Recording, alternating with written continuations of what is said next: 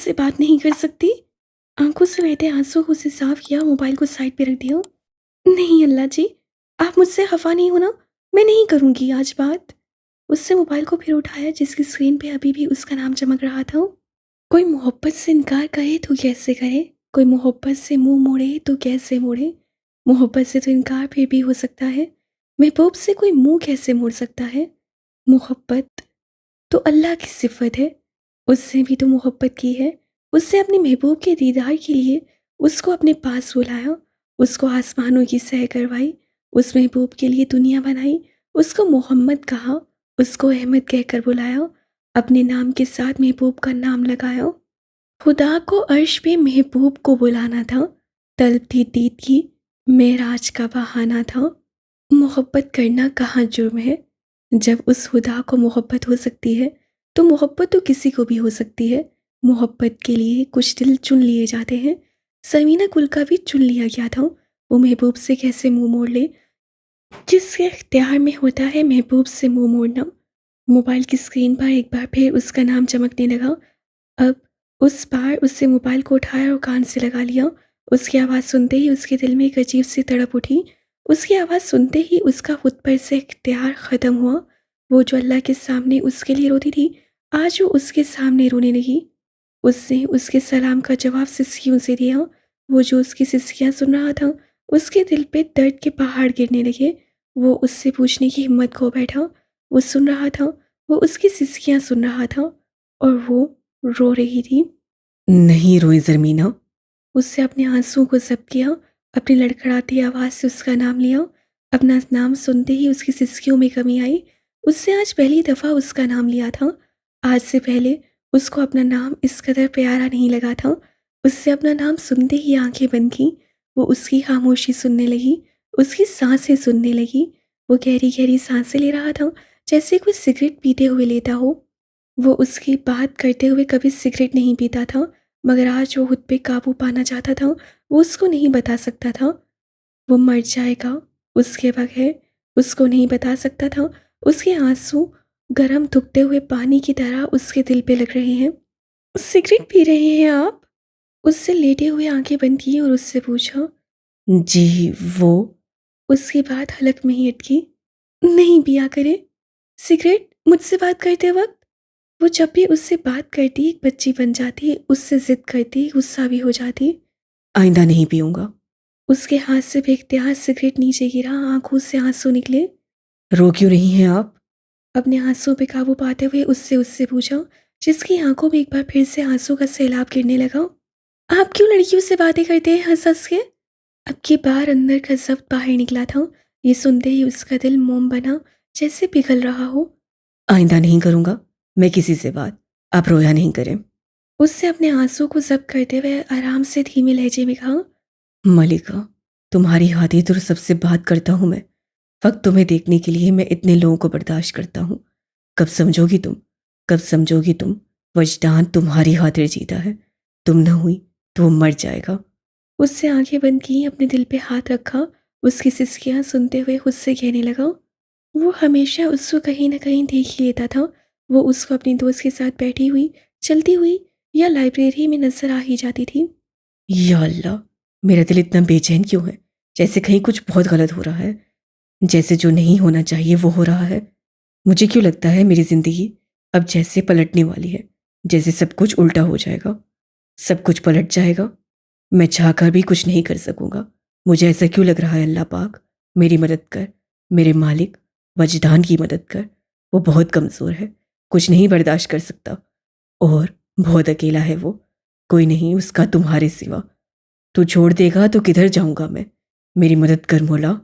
وہ کمپیوٹر کے سامنے آنکھیں بند کیے کرسی کے ساتھ ٹیک لگائے بیٹھا اللہ سے مدد مانگ رہا تھا۔ وہ کیوں نظر نہیں آئی مجھے آج؟ ملکہ کدھر ہو تم؟ سنو، آ جاؤ میرے سامنے، اس سے پہلے کہ وجدان کی چلتی سانسیں رک جائیں۔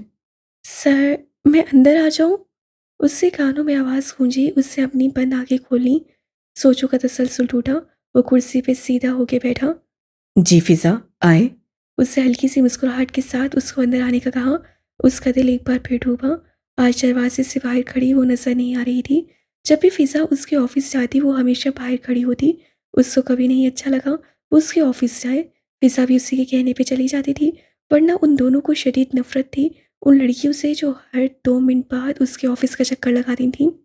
وہ جب بھی اس کے آفس کے باہر کھڑی ہوتی وہ ہلکا سا ہی صحیح مگر اس کو دیکھ لیتا تھا. سر، میرا زمینہ سے کانٹیکٹ نہیں ہو رہا، آج وہ آئی بھی نہیں ہے. ایسا کبھی نہیں ہوا وہ نہ آئے اور مجھے بتائے نا. وہ میں پوچھ رہی تھی آپ کی اس سے بات ہوئی؟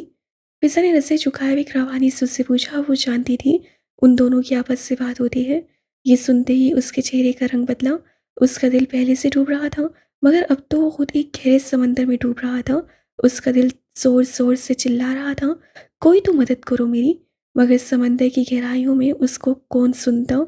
اس سے ایک مکمل خاموشی پر اپنے سر کو ہلکا سا اوپر کیا اور سامنے بیٹھے اس شخص کو دیکھا جو آنکھوں میں وحشت لیے زمین کو گھو رہا تھا، جیسے اب زور زور سے چلائے گا، زمین پر بیٹھ کر اس کو چیر دے گا اور خود اس کے اندر چلا جائے گا.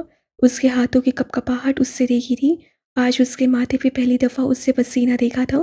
کچھ ہی لمحوں میں وہ پسینے میں نہا گیا تھا. اتنی چھوٹی سی بات پہ اس بندے کی یہ حالت. فضا نے اس کو بہت غور سے دیکھتے ہوئے اپنے دل میں کہا. آپ کی آخری دفعہ بات کب ہوئی تھی ان سے؟ اس نے سر کو اٹھایا اور سامنے کھڑی لڑکی کو دیکھا جو مسلسل اس کو دیکھ رہی تھی.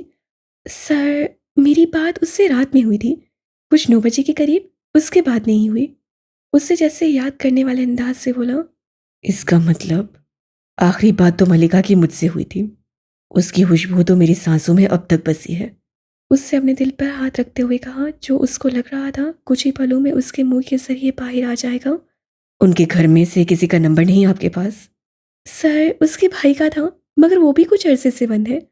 سر، آپ پریشان نہ ہوں، میں اس سے بات کروں گی، آپ کو انفارم کروں گی. وہ تو یہاں خود تسلی لینے آئی تھی مگر سامنے بیٹھا شخص اس کو زیادہ قابل رحم لگا. وہ آج کسی اور ہی وجدان کو دیکھ رہی تھی. وہ وجدان تو کوئی اور تھا جو ان کا ٹیچر تھا. یہ جو اس کے سامنے سر جھکائے بیٹھا ہے یہ تو کوئی اور ہی وجدان ہے. اس سے اس کی بات کا کوئی جواب نہیں دیا، جیسے اس سے کچھ سنا ہی نہ ہو، جیسے وہ کسی الگ ہی دنیا میں ہو. یا اللہ، رحم کرو وجدان حسین شاہ پہ. آنکھوں میں بہتے اشکوں کو اس نے سب کرتے ہوئے اوپر دیکھا اور وجدان کے لیے رحم مانگا اور اس کے پوچھے بغیر وہاں سے نکل گئی. پوچھا تو ان سے جاتا ہے جو زندہ ہوں، مرے ہوں سے کوئی کسی اجازت مانگے. بہو، آج زرمینہ گل کیوں کمرے سے باہر نہیں آیا؟ یونیورسٹی بھی نہیں گیا؟ اس کا طبیعت بہت خراب ہے کیا؟ وہ جو صبح سے بے جان سی بیٹی کا درد اپنے سینے میں لیے گھوم رہی تھی ایک دم چونکی. جی اماں ٹھیک ہے، میں نے دوائی دی تھی تو تبھی اتنا سو رہی ہے، آپ پریشان نہ ہوں. اس کا بہت خیال رکھنا رقیہ. جی اماں رکھتی ہوں میں. صبر تو آئے گا نہیں مجھے اب، میں خود اس کو دیکھ کے آتی ہوں. اماں نے ایک پاؤں نیچے اتارا ہی تھا کہ رقیہ بیگم جلدی جلدی ان کے پاس آئیں. نہیں نہیں اماں، آپ کیوں جائیں گی؟ آپ بیٹھے، میں اس کو خود بلاتی ہوں. وہ نہیں چاہتی تھی کوئی اس سے کمرے میں جائے اور اس کی وہ حالت دیکھے جو کچھ وقت پہلے انہوں نے دیکھی تھی. وہ نہیں چاہتی تھی کوئی اس کا پیلا ہوتا چہرہ دیکھے، آنکھوں کی سوجن دیکھے، ہونٹوں کی سفیدی دیکھے اور بخار میں چلتا اس کا وجود دیکھے. ایک ہی دن میں ان کی بیٹی کا خلیہ بگڑ گیا تھا. اس کی آنکھوں کے نیچے سیاہ حلقے اس کو مردہ تصور کرنے کے لیے کافی تھے. وہ نہیں چاہتی تھیں ان کی بیٹی وقت سے پہلے مرے. اندر سے تو اس سے خود کو مار دیا تھا. جو سانسیں چل رہی تھیں اس کی، وہ نہیں چاہتی تھیں وہ سانسیں اس سے اس کا باپ چھینے. نہیں، ابھی نہیں بلانا اس کو. اس کا طبیعت ٹھیک ہو وہ خود ہی باہر آ جائے گا. جی اماں ٹھیک ہے. یہ کہتے ہوئے وہ کچن کی طرف گئیں. کچن کے دروازے پہ کھڑے ہو کر انہوں نے دونوں ہاتھ اوپر کیے اور دعا مانگی. یا اللہ، میری زرمینہ پہ رحم کرنا. اس کا مسلسل بند نمبر اس کو ایک ایک سیکنڈ کی موت دے رہا تھا.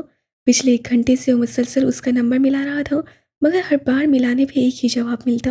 ہاتھ میں موبائل پکڑے وہ سگریٹ پہ سگریٹ پھونک رہا تھا، جیسے اس سے اپنے لیے ایک زہر منتخب کیا ہو جسے پی پی کے اس سے اپنی جان دینی ہو. وہ اٹھا اور بالکنی میں گیا. آج اس کی آنکھوں میں آنسو نہیں تھے، نہ ہی اس سے ضبط کیے تھے. وہ اپنے اندر ایک فیصلہ کر رہا تھا، ایسا فیصلہ جو اس کو زندگی دے گا یا پھر موت. وہ دونوں چیزیں اپنے لیے سوچ رہا تھا، ایک طرف زندگی اور دوسری طرف موت. اس سے ایک بار پھر موبائل اٹھایا، اس کا نمبر پھر ملایا. اب کی بار بھی وہی جواب ملا. सुनो मलिका, अपने वजदान का इंतजार करना। इस जहान में तो नहीं तो अगले जहान में करना। उससे आसमान ने चमकते चांद को देखा जिसमें उसको अपनी मलिका का अक्स नजर आता था। उससे आंखें बंद की, उसका सरापा उसकी आंखों में घूमा, आंखों से एक मोती गिरा और रुखसार पे ठहरा। आंखों से बहता आंसू उसे बाजू से रगड़ा, वॉशरूम गया, वुजू बनाते ही बाहर निकला, चाहे नमाज बिछाई, 2 रकात नवाफिले हाजत पढ़े, दुआ के लिए हाथ उठाए, मगर बगैर दवा के उठ गया। उससे सोच लिया था उससे अब क्या करना है। अम्मा, मुझे दे दें प्लीज़। उससे हाथ जोड़ते हुए माँ को कहा। अल्लाह के बाद आज उससे पहली दफ़ा किसी के सामने हाथ जोड़े थे। वो उनके पैरों में गिर रही थी, उनसे भीख मांग रही थी। क्यों चाहिए तुम्हें मोबाइल? ताकि तुम फिर उस लड़के से बात करो। उन्होंने उसको खुद से पीछे करते हुए कहा जो मुसलसल उनके पैरों को हाथ लगा रही थी। अम्मा, मुझ पे जुल्म कर रही हैं आप। उससे पीछे होते हुए ज़मीन पे बैठ के बेड के साथ टेक लगाते हुए कहा। ज़मीना, कैसी बेटी हो तुम जो अपने बाप की इज्जत का जनाजा अपने हाथों से निकालेगी?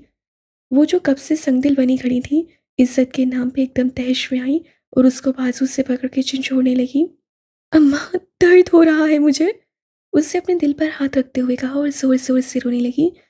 पकड़ा उन्होंने बाजू से था, मगर दर्द उसको दिल में हो रहा था। वो अपने दिल पर हाथ रख के रो रही थी और एक ही बात कर रही थी। अम्मा, दर्द हो रहा है मुझे। माँ की रगों में भी तो एक सवाती बाप का खून था।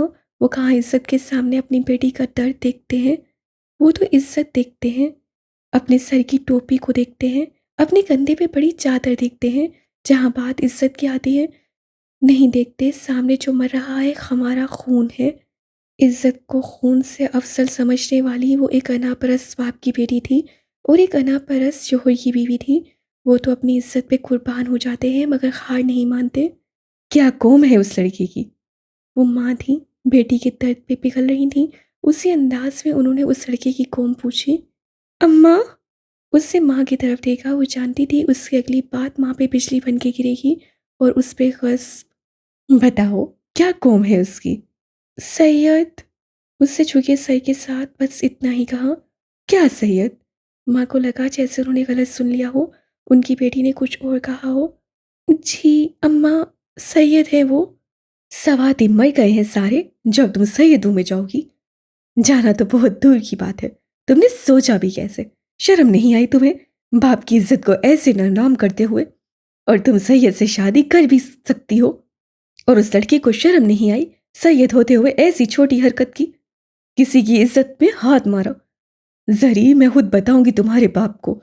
तुम जैसी गंदी औलाद से हमारी कोई औलाद होती ही ना तो अच्छा था। तुम जैसी बेटियां ही जो होती है ना, बाप का सर शर्म से नीचे करती हैं। कल से तुम यूनिवर्सिटी जाने की भी कोई जरूरत नहीं। आराम से घर में बैठो। मैं बोलती हूँ तुम्हारे बाप को रिश्ता करें इसका और रुखसत करें इसको इसी महीने। मर जाओ तुम जरी। तुम जैसी गंदी औलाद को मर ही जाना चाहिए। अम्मा, मुझे यूनिवर्सिटी से ना मना करें। अब की बार वो बिल्कुल टूट चुकी थी, जैसे किसी में सांस का एक कतरा भी ना बचा हो। उसके आंसू अब बिल्कुल खुश्क हो चुके थे। उन्हीं खुश्क आंसू से उससे माँ को देखा। जितना तुमने पढ़ना था पढ़ चुकी हो तुम। अब घर पे बैठो। बहुत सुन ली हमने तुम्हारी।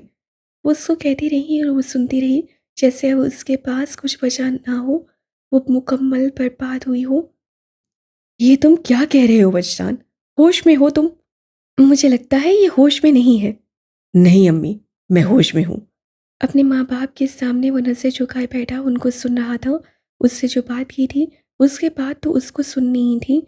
उससे आज फैसला कर लिया था और हर हद से गुजरेगा। वो उसके लिए कुछ भी करेगा। मगर अब्बू के इतने ज़ोर से चिल्लाने पे और फिर अम्मी की उसी बात पे तायद करने पे वो बिल्कुल खामोश हुआ, जैसे अब कुछ बोल नहीं सकेगा। ये पागल हो गया है। सवातियों के घर से शादी करेगा? वो सवाती जिनके घर में अगर 2 वक्त का खाना भी ना हो। बाहर वो अपनी हानगियां जरूर दिखाते हैं। सवाती तो अपनी कौम से बाहर किसी से सलाम करते हुए तौहीन समझते हैं अपनी। वो हमें बेटी देंगे अपनी। सुन रही हो अपने बेटे को? वो गुस्से से बोले चले जा रहे थे, जैसे आग उनके मुंह से निकल रही हो। आप आराम से बात करें, तबीयत खराब हो जाएगी आपकी। बेगम, अब तबीयत ठीक रह भी सकती है मेरी। मेरे भाई की बेटी बुरी थी, मगर उस सवाती की बेटी अच्छी है जिसके लिए ये हमारे पास आया है। मैं उधर शादी करना चाहता हूँ। انہوں نے بیوی کی طرف دیکھتے ہوئے کہا اور ساتھ اس کو دیکھا جو نس سے جھکائے بیٹھا تھا۔ آپ ہی؟ کون ہے وہ لڑکی؟ اب کیا ہوگا؟ ابا بھائی کو اتنا کیوں ڈانٹ رہے ہیں؟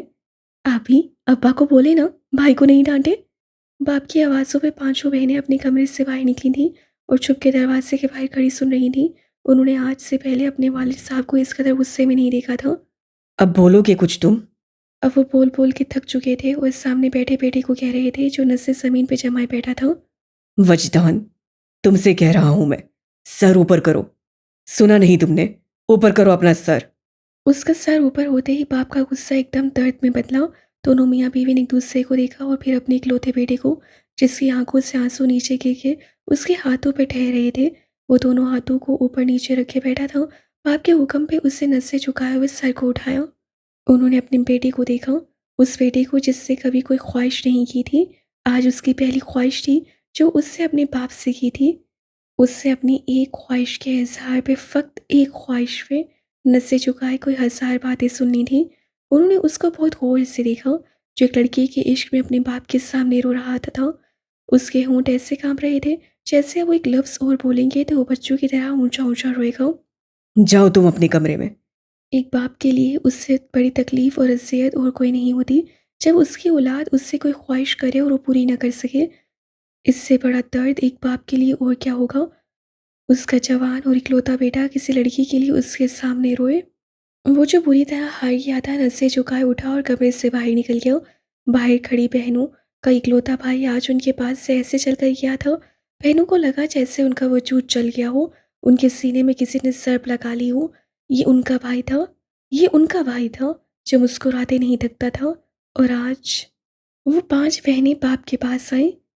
ابو، بھائی نے کبھی کوئی خواہش نہیں کی، ہمارا بھائی رو رہا تھا، ہمارا ایک ہی تو بھائی ہے، اس کی بھی خوشی نہ پوری ہو۔ فاطمہ کے علاوہ ہر کوئی نظر جھکایا اجنبی الفاظ سے اپنے بھائی کے لیے باپ سے احتجاج کر رہا تھا۔ وہ بہنیں جو اپنے لیے کبھی نہیں بولی تھیں آج اپنے بھائی کے لیے بول رہی تھیں۔ تم سب اتنے بڑے ہو گئے ہو جو اپنے باپ سے بحث کرو گے؟ نہیں ابو، ہم بحث نہیں کر رہے، وہ لڑکی بچی کی خوشی ہے، آپ کا بیٹا مر جائے گا اس کے بغیر۔ ابو، ابو، آپ نے ہمارے لیے جو فیصلہ کیا ہم نے قبول کیا، ہم نے آپ کے آگے کبھی ماتھے پہ بل بھی نہیں ڈالا، ہم خود سہتے ہیں، ہم لوگوں کی باتیں بھی سنتے ہیں، ہم اپنی خواہشات کبھی ظاہر نہیں کرتے کہ آپ دکھی نہ ہوں۔ مگر آج بات ہماری نہیں ہے ابو، آج بات وجدان کی ہے، آپ کو سوچنا ہوگا، آپ کو سوچنا ہوگا ابو۔ ہم تو بیٹیاں ہیں، اپنے لیے آپ کے سامنے بول بھی نہیں سکتی، مگر وجدان ابو، اس کے لیے ہر حد سے گزر جاؤں گی میں، آپ کو سوچنا ہوگا ابو۔ اب کی بار فاطمہ بولی اور ایسا بولی کہ ہر کوئی چپ رہا، اس سے کسی کو بولنے کے لیے چھوڑا ہی نہیں۔ بولتے بولتے اٹھی اور کمرے سے باہر نکل گئی۔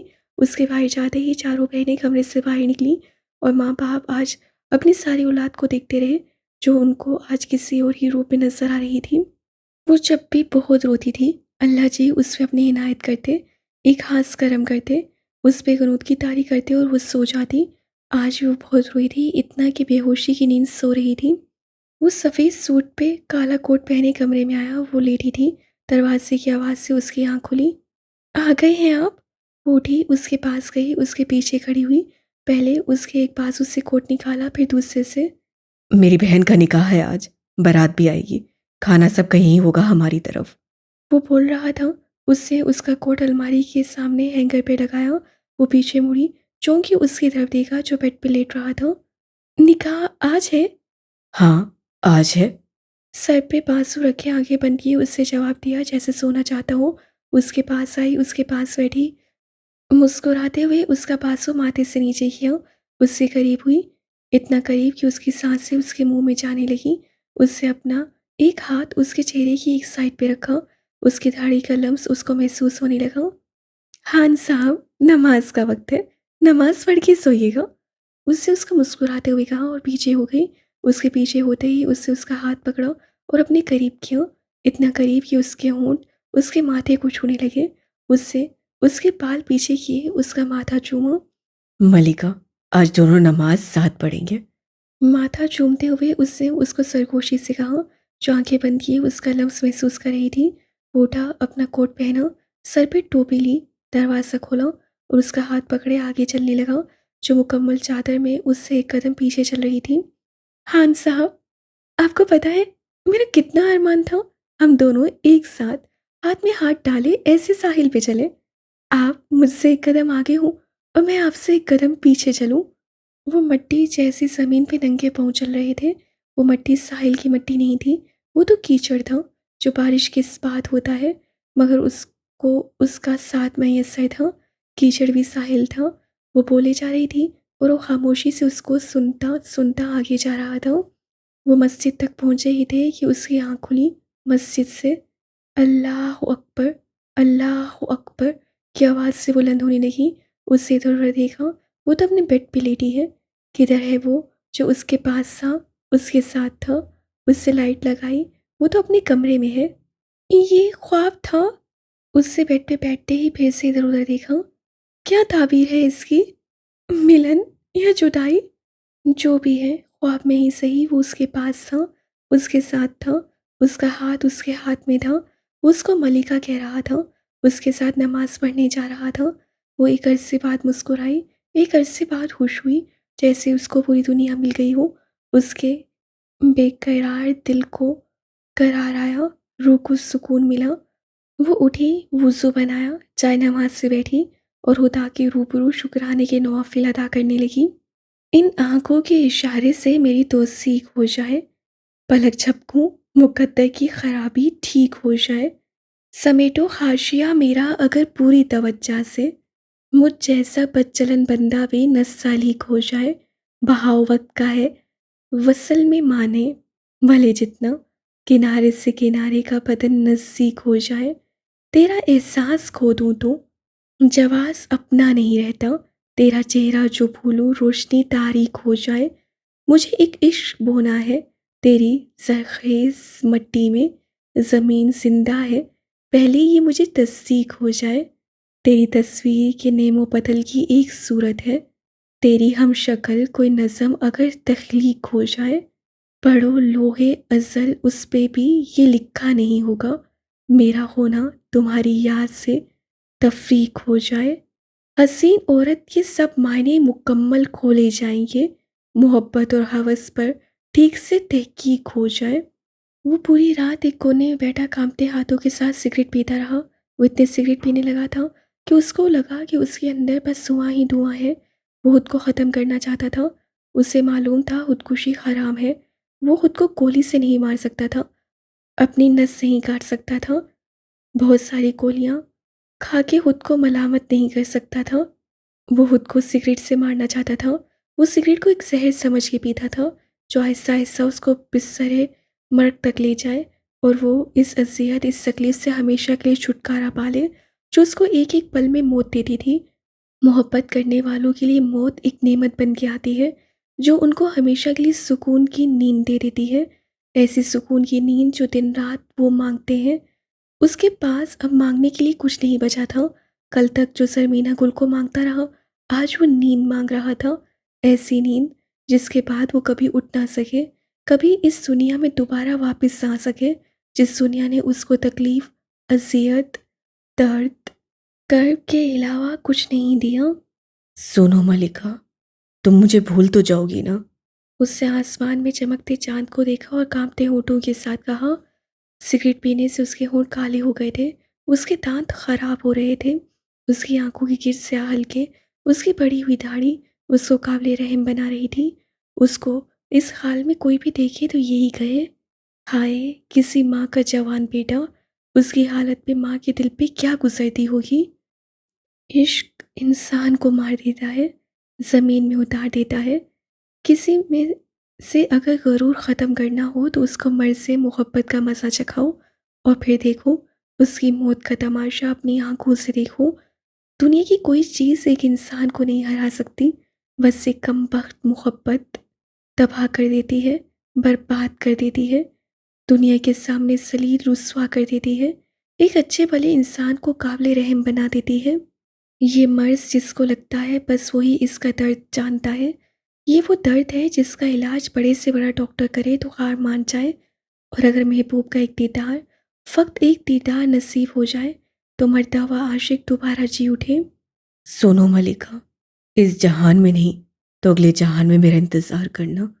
میں نے تمہیں خدا سے مانگا ہے، کیسے ممکن ہے کوئی اس سے مانگے تو وہ عطا نہ کرے؟ یہاں ظلم ہے، یہ دنیا بہت ظالم ہے ملکہ، تمہیں میرا کبھی نہیں ہونے دے گی۔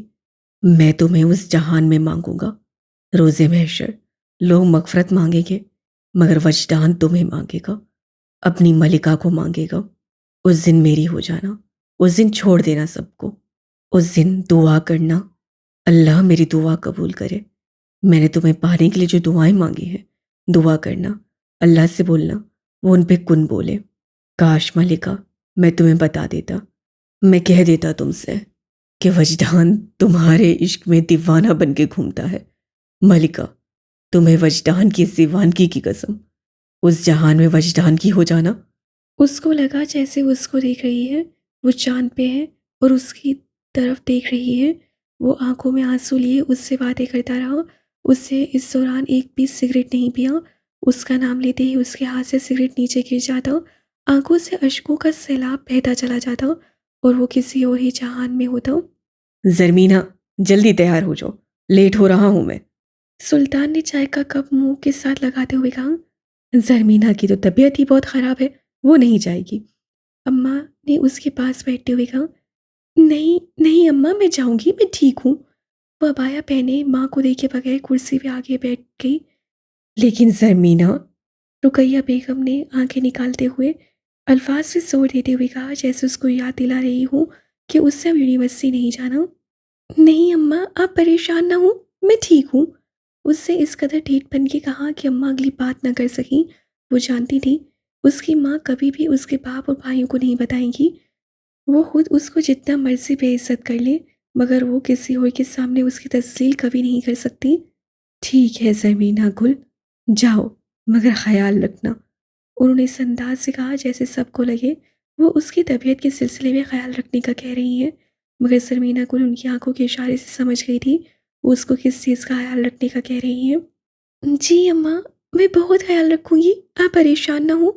یہ کہتے ہوئے اس کو اندر سے ایک تکلیف ہوئی، وہ کیسی بیٹی ہے، کیا ایسی ہوتی ہیں بیٹیاں؟ اچھا اب چلو بھی، لیٹ ہو رہا ہوں میں۔ سلطان نے گھڑی کو دیکھتے ہوئے کہا اور اٹھنے لگا۔ وہ بھی بھائی کے پیچھے ایک دم اٹھی۔ وہ اس وقت ماں کا سامنا نہیں کرنا چاہتی تھی، وہ ان سے بچ کے جلد از جلد گیٹ سے باہر جانا چاہتی تھی۔ وہ جلدی جلدی اٹھی، چادر لی، بیگ پہنا۔ جیسے ہی وہ جا رہی تھی ماں نے اس سے آواز دی، اس سے آگے جاتے قدم ایک دم روکے۔ زرمینہ یہ چادر مجھے دو۔ انہوں نے اس سے کندھے سے چادر اتارتے ہوئے کہا، مگر اماں، اس کو لگا ماں اس سے کندھے سے چادر نہیں اتار رہی بلکہ اس کو زمین میں اتار رہی ہیں۔ اب تمہیں اس کی ضرورت نہیں رہی زرمینہ۔ انہوں نے آنکھوں میں آنسو لیے کہا، جیسے بیٹی کو بتا رہی ہوں اس سے کیا کیا ہے، اس سے اپنے باپ کا غرور کیسے توڑا ہے۔ یہ چادر جب انہوں نے اس کو اڑائی تھی تو اس کو کہا تھا، اس چادر کو چادر نہیں سمجھنا، اپنے بابا جان کی عزت سمجھنا۔ اس سے ان کی دی ہوئی چادر کا بھرم نہیں رکھا، اس چادر کا مان اس سے توڑ دیا۔ اب اس کا اس چادر پہ کوئی حق نہیں تھا۔ اماں ایسا نہیں کرے، اس سے روتے ہوئے کہا، جیسے اس سے ماں آج سب سے قیمتی چیز دے رہی ہوں، ایسی چیز جس کو پہن کے اس کو ایک تحفظ ملتا ہے۔ میں نے نہیں زرمینہ گل، یہ تم نے خود کیا ہے، تم نے کیا ہے یہ۔ ماں نے ہاتھ میں چادر لیتے روتے ہوئے کہا اور وہاں سے پلٹنے لگی۔ وہ وہیں کھڑی کی کھڑی رہ گئی۔ اس کو بہت اچھے سے احساس ہوا اس سے اس محبت کی عادی کیا کھو دیا ہے، اس سے اپنی عزت کھو دی۔ ایک لڑکی کے پاس عزت ہی تو ہوتی ہے، وہی عزت اس کا غرور ہوتا ہے، وہ عزت اس کی چادر ہوتی ہے۔ آج اس کی ماں نے اس کو بہت اچھے سے سمجھا دیا تھا عزت اور ذلت کا فرق۔ آج اس کی بہت اچھے سے سمجھ آ گیا تھا۔ اس کا دل چاہا زمین پھٹے اور وہ اس کے اندر اترے۔ اس سے کیسی غلطی ہو گئی ہے جو آج اس کے کندھے کی چادر بھی چھین لی گئی ہے۔ زرمینہ اب چلو بھی۔ سلطان نے گاڑی کا ہارن بجاتے ہوئے کہا۔ وہ چونکی، پیچھے مڑی، گیٹ کھولا اور باہر نکلی۔ آج پہلی بار وہ بغیر چادر کے گھر سے باہر نکلی تھی، وہ عزتوں والی، بغیر عزت لیے نکلی تھی۔ کیا تکلیف ہے تمہیں؟ کیوں نہیں آئی کل؟ اگر نہیں مرنا ہوتا یوں نہیں تو بتا دیا کرنا۔ اور اوپر سے محترمہ کا موبائل بھی بند ہے، جیسے بڑا کوئی یہ مصروف ہو۔ فضا نے گیٹ سے اس کو آتا دیکھا اور جلدی جلدی اس کے پاس گئے اور وہیں شروع ہو گئی جیسے اب وہ اس کا قتل ہی کر دے گی۔ بکواس کر رہی ہوں میں کچھ، آگے سے اب کوئی بکواس کرو گی؟ اس سے اکتا جانے والے انداز سے اس کو دیکھا جو اس کی نسیں جھکائے بس سن رہی تھی. سن رہی ہوں. جیسے ہی اسے سر اوپر کیا، وہ جو کچھ وقت پہلے بول رہی تھی وہیں کی وہیں کھڑی رہ گئی. اس کی موٹی موٹی آنکھیں آج بالکل چھوٹی ہوئی ہوئی تھیں. اس کی آنکھوں کے گرد سیاہ حلقے اس کو صدیوں کا بیمار ٹھہرا رہے تھے، جیسے ایک لمبی بیماری سے اٹھ کے آ جائی ہو. زری، کیا ہوا ہے تمہیں؟ اس سے اس کی آنکھوں کو بہت غور سے دیکھتے ہوئے پوچھا. کچھ نہیں. کچھ تو ہوا ہے. یہ ایک دن میں کیا حالت بنا لی تم نے اپنی؟ کچھ نہیں ہوا فضا، پریشان نہیں ہوں، میں ٹھیک ہوں. زری، بتاؤ نا یار، کیا ہوا ہے؟ ایسا لگتا ہے بہت روئی ہو تم، جیسے اتنے عرصے سے سوئی نہیں ہو. کچھ نہیں ہوا فضا، بس میں بیمار تھی تو تبھی. اسے جھکے سر کے ساتھ اس کے سوالوں کے جواب دیے جو کسی صورت مطمئن نہیں ہو رہی تھی. اس کا پتہ تھا کچھ تو ہے، کچھ تو بہت غلط ہوا ہے، مگر وہ حیران تھی اس لڑکی پہ جو اس کو اپنی سانسوں کی تعداد بھی بتا دیا کرتی تھی. آج وہ اس سے چھپا رہی تھی، مگر کیا اور کیوں؟ وہ ایسی ہی تھی، محبت کو چھپا کر رکھنے والی. وہ چھپی محبت کرتی تھی. وہ نہیں چاہتی تھی کوئی اس کا نام بھی لے جس کو دیکھنے کے لیے وہ باوضو ہوتی ہے. وہ نہیں چاہتی تھی کوئی اس کی محبت کی بات کرے. وہ اس کو اپنے دل میں چھپا کے رکھنا چاہتی تھی، اپنی آنکھوں میں قید کرنا چاہتی تھی. ایک دن میں اتنی بیمار ہو گئی کہ ایسی حالت ہو گئی. ارے پگلی، نہیں پریشان ہونا، میں ٹھیک ہوں، چلو اب یہاں سے. اس سے ہنستے ہوئے بات ڈالی اور آگے آگے چلنے لگی تاکہ وہ مزید سوال اس سے بچ سکے. وہ آج اتنے دنوں بعد لائبریری آئی تھی. ہر کوئی اس کو دیکھ رہا تھا. اس کی آنکھوں کے بگڑے ساویے پہ ہر کوئی بات کر رہا تھا، اور اس کے زہر بحث ہونے کی آج سب سے بڑی وجہ اس کا آج بغیر چادر کے ہونا تھا. وہ پچھلے 2 گھنٹوں سے لائبریری میں چھپ کے بیٹھی تھی. وہ نہیں چاہتی تھی کوئی اس کو دیکھے، اس سے پوچھے، زمینہ گل، آج چادر کدھر ہے؟ آج وہ بہت اذیت میں، بہت درد میں تھی. اس کی ماں نے آج اس کو عزت اور ذلت میں فرق سمجھایا تھا. اس کو بتایا تھا عزت کے ساتھ اور عزت کے بغیر ایک لڑکی کا کیا مقام ہوتا ہے. انہوں نے جب اس کو چادر اوڑھی تھی تو بولا تھا کہ اس عزت کی حفاظت کرنا، مگر وہ ناکام رہی. اس سے عزت کی حفاظت نہیں کی تو اس سے چادر چھین لی گئی. وہ اپنے سامنے فاروق اعظم حضرت عمر فاروق رضی اللہ تعالیٰ عنہ کی کتاب کھولے سوچوں میں غرق ہوئے بیٹھی تھی. اچانک اس کو ایک آواز آئی. اس کی سوچوں کا تسلسل ٹوٹا اور پیچھے مڑی. السلام علیکم زمینہ گل، کیسی ہیں آپ؟ اس سے اپنے سامنے کھڑی اس لڑکی کو دیکھا جو کالا عبایا پہنے اور اس کے اوپر کالا حجاب لیے ہوئے تھی. اس کی آنکھوں کی چمک سے واضح اندازہ ہو رہا تھا وہ مسکرا رہی ہے. وعلیکم السلام، میں ٹھیک ہوں عائشہ. اس سے اس کے سلام کا جواب دیا اور نیچے دیکھنے لگ گئی جیسے وہ نہ چاہتی ہو کہ وہ اس کے پاس بیٹھے. اس سے اس کی آنکھوں کا حال پوچھے، اس سے اس کی چادر کا پوچھے. ارے، آپ آج فاروق اعظم حضرت عمر فاروق کو پڑھ رہی ہیں؟ اس سے اسی کتاب کی طرف دیکھتے ہوئے کہا. اس سے تو دیکھا بھی نہیں تھا وہ کون سی کتاب لیے بیٹھی ہے. اس کے پاس کرسی پہ بیٹھی اور اپنے مخصوص انداز سے بولنے لگی جس کو سن کے ہر کوئی اس کے سحر میں کھو جائے. پتہ ہے زمینہ، مجھے آقا کریم صلی اللہ علیہ وسلم اور اہل بیت کی بات اگر کسی سے عشق ہے تو وہ امیر المومنین حضرت عمر فاروق سے ہے. مجھے کچھ الگ طرح کی محبت ہے ان سے. وہ آنکھوں کو کتاب پہ رکھے ایک مسکراہٹ کے ساتھ بولے چلی جا رہی تھی. اس کو سن کے وہ اپنے کچھ وقت پہلے کا درد بھول چکی تھی اور اس کی باتوں میں کھونے لگی. کیوں؟ آپ کو ان سے اتنی محبت کیوں ہے؟ اس سے اس کی اس قدر شدید محبت دیکھ کے اس سے ایک بچکانہ سا سوال پوچھا اور خود ہی محسوس ہوئی اس سے کیسا سوال پوچھ لیا.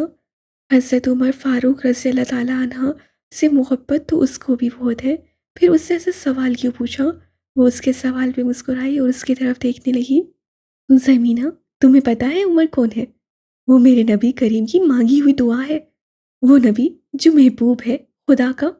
اس سے عمر کے مسلمان ہونے کی دعا مانگی، اور جب فاروق اعظم حضرت عمر فاروق مسلمان ہوئے تو اسلام پوری دنیا میں پھیلا.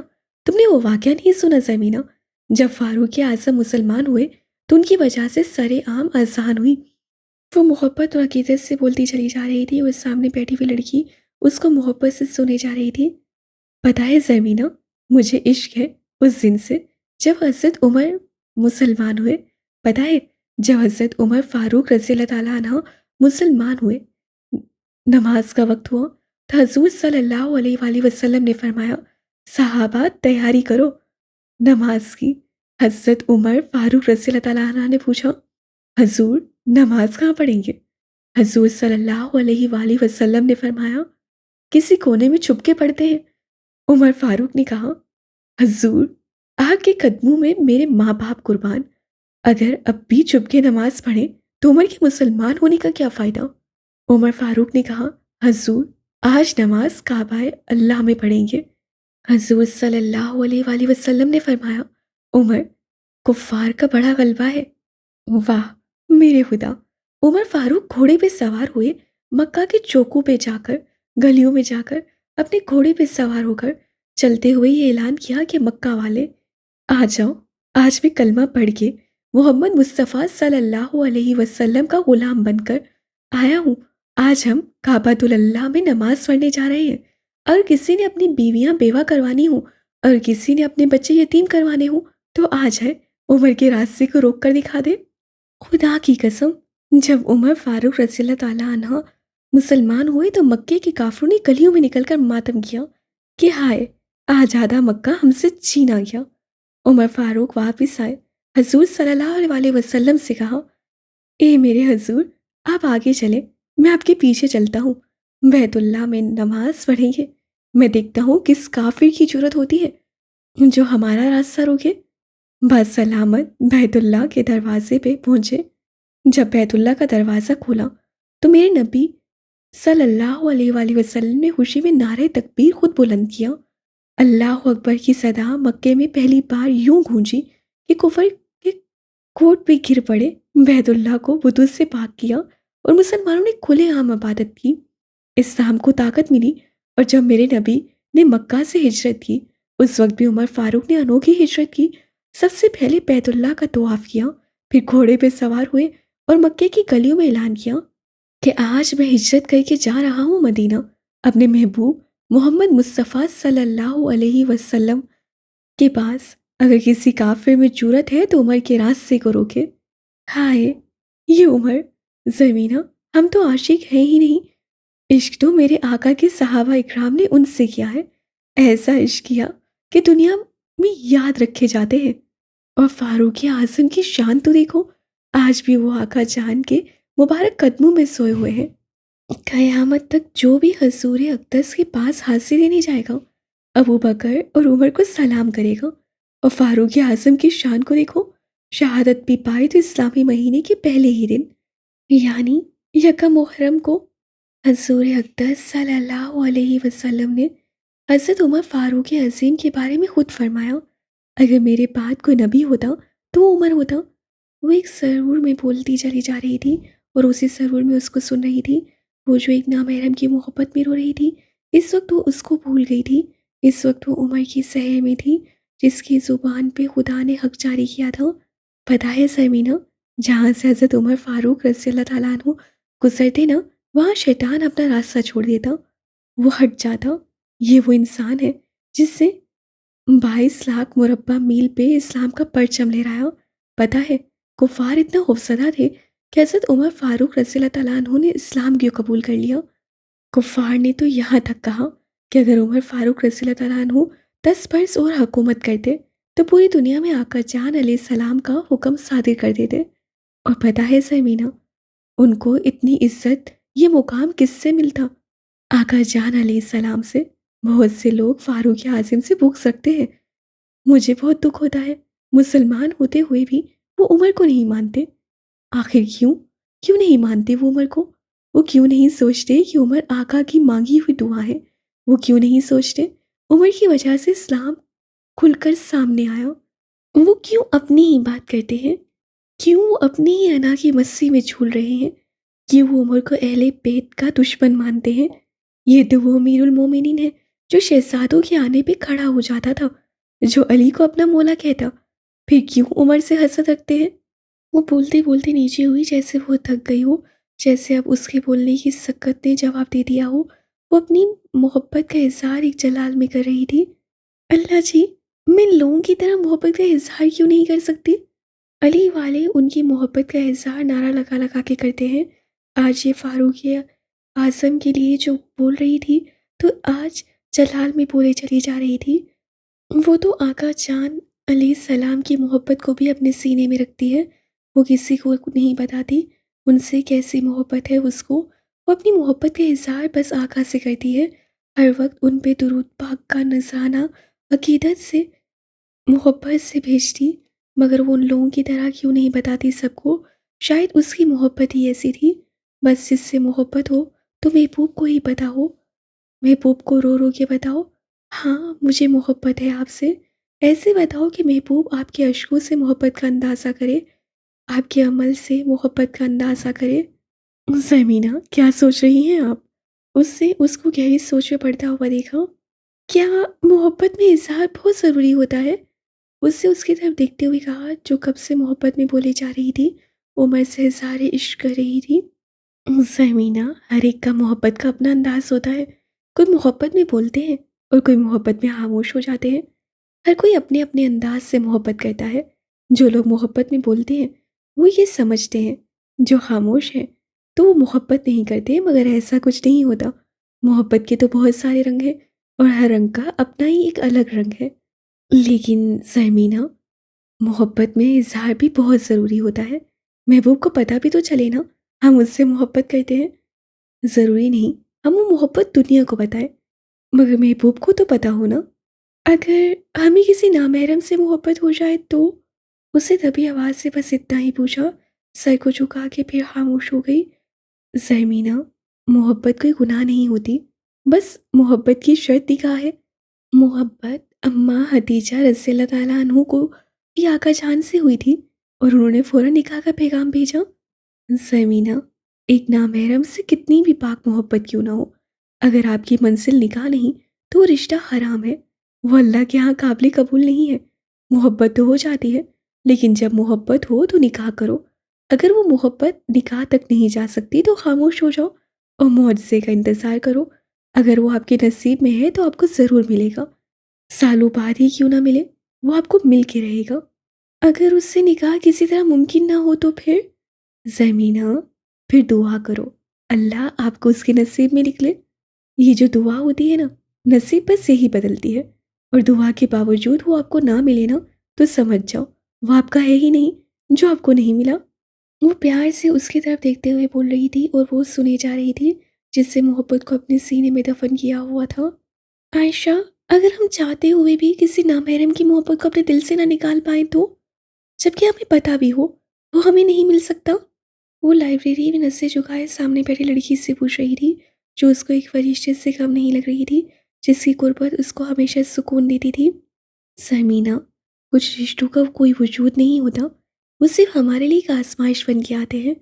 ऐसी आजमाइश जिसमें हम बेख्तियार हो जाते हैं, हमें पता ही नहीं चलता क्या हो रहा है। हमारा दिल दिमाग काम छोड़ देता है, हम समंदर की लहरों के पानी के बहाव की तरह बहते चले जाते हैं। हमें पता ही नहीं चलता हमारे साथ क्या हो रहा है, क्यों हो रहा है। और इन कुछ रिश्तों की आजमाइश तो फिर भी काबिल बर्दाश्त होती है, मगर ये जो नामहरम से मोहब्बत की आजमाइश होती है ना, ये हमें कहीं का नहीं छोड़ती।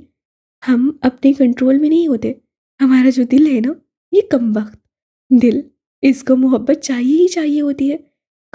कोई कहे कि उसका दिल मोहब्बत नहीं मांगता, उसके दिल को मोहब्बत की तलब नहीं, तो मैं उसको इस जहान का समझूंगी ही नहीं। पता है सरमीना, हर दिल को मोहब्बत की तलब होती है, हर दिल को मोहब्बत होती ही होती है। अब मोहब्बत तो होनी ही है, तो क्यों ना हम अपने दिल की लो उस हस्ती से लगा लें जिसकी मोहब्बत हमें फैज़ देती है, हमें दुनिया में एक इज्जत देती है, जिसकी मोहब्बत हमें कभी जलील नहीं करती, कभी रुस्वा नहीं करती। पता है सरमीना, ये जो दुनिया की मोहब्बत होती है ना, एक नामहरम की मोहब्बत, ये हमें जलील करती है। हमारे हाथ जिल्लत और रुसवाई के सिवा कुछ नहीं आता, और यही मोहब्बत हमारी दुनिया में रुसवा करके खुद पीछे रह जाती है, हमें दुनिया का सामना करने के लिए तनहा छोड़ देती है। पता है सरमीना, मोहब्बत में रुसवा हुए लोगों को तो अपने सगे रिश्ते भी कबूल नहीं करते। वो बोल रही थी एक धुन में, एक तर्ज में, और वो जो बगैर चादर के हिजाब लिए उसके सामने बैठी थी, उसको बहुत अच्छे से सलीन होना समझ आ गया था। मोहब्बत के हाथों अपने ही रिश्तों से ठुकराया जाना समझ आ गया था। उसको उसकी माँ ने इज्जत के घाटे ठुकरा दिया था, जिसने उसको जन्म दिया था। उसकी पैदाइश पे देख ही चढ़ाई थी, آج اس ماں نے اس سے چادر لے لی تھی، اس کو اس گناہ کی سزا دی تھی جس کا اس سے اعتراف ہی نہیں کیا تھا، وہ گناہ جس کو اس سے اپنی زبان سے قبول ہی نہیں کیا تھا۔ پتہ ہے زمینہ، یہ جو محبت والے ہوتے ہیں نا، جب ان کو ان کا محبوب میسر ہوتا ہے، یہ دنیا کو بھول جاتے ہیں۔ ان کی دنیا بس اس ایک شخص سے ہی شروع ہوتی ہے اور اس سے ختم ہوتی ہے۔ محبوب کی محبت، قربت ان کو ساتویں آسمان تک لے جاتی ہے۔ وہ زمین پہ رہ کے زمین والوں کو کچھ نہیں سمجھتے۔ محبوب کا نام بھی کسی سے سن لیں تو اس کا قتل خود پہ واجب سمجھتے ہیں۔ ان کی انا کو چار چاند لگ جاتے ہیں۔ ان کا غصہ ان کی کمزوری بن جاتا ہے۔ وہ محبوب کا نام کسی اور کے منہ سے سن کے اپنی عقل کھو بیٹھتے ہیں، اپنے غصے کو خود پہ غالب کر لیتے ہیں۔ یہ جو محبت والے ہوتے ہیں نا، یہ بہت خر دماغ ہوتے ہیں، محبوب کے سوا کسی کو مانتے ہی نہیں۔ اور پھر یہی لوگ جب محبت میں ہار جاتے ہیں نا، تو سب سے پہلے ان کا غرور ٹوٹتا ہے، ان کی انا کا قتل ہوتا ہے۔ وہ جو دنیا میں سر اٹھا کے چلتے ہیں، محبت میں ہار جانے کے بعد خود کو زمین دوش کر دیتے ہیں۔ کبھی دیکھا ہے تم نے محبت میں ہارنے والوں کو؟ ان سے زیادہ خوش اخلاق اور عاجز کوئی نہیں ہوتا۔ وہ جو دنیا کی وہ جوتی کی نوک پہ رکھ کے چلتے ہیں، محبت میں ہارنے کے بعد مٹی کے ساتھ مٹی ہو جاتے ہیں۔